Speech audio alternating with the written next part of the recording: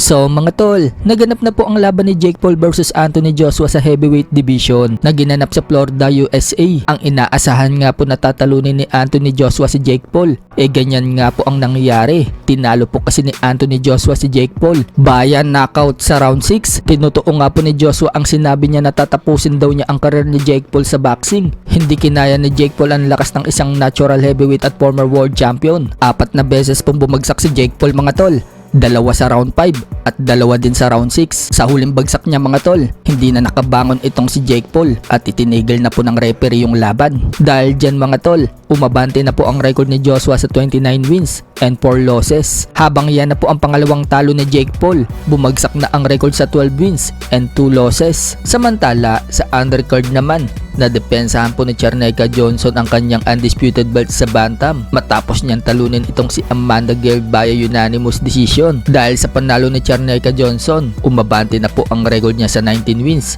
and 2 losses. Habang nakalasap naman po ng unang talo si Amanda Gale sa professional boxing career niya. Habang si UFC legend Anderson Silva, panalo via technical knockout sa round 2 nang pabagsakin niya po si Tyron Woodley sa round 2. Nakabangon pa naman itong si Woodley pero dahil wala pa ito sa ulirat, itinigil na po ng referee yung laban. Dahil sa panalo ni Anderson Silva, umabante na ang record niya sa professional boxing career niya sa 4 wins and 2 losses with 3 knockouts. Habang si Tyron Woodley, wala pang naipapanalo sa professional boxing career niya. Meron na po siyang 3 talo. Sa ibang banda naman mga tol, matapos pong mag-announce ng pagre-retiro si Terence Crawford, nag-iwan po ito ng record sa boxing ng 42-0. Binanatan po ni Oscar De La Hoya itong si Crawford. Sa post ni Oscar De La Hoya, sinabi niyang 2 fighters lang umano ang tinalo ni Crawford na magaling. Wala naman pong binanggit na pangalan si De La Hoya, pero lumalabas na ang tinutukoy po dyan ni De La Hoya ay itong si Canelo Alvarez at Errol Spence Jr. Yan lang po kasi ang 2 may pangalan na tinalo ni Crawford.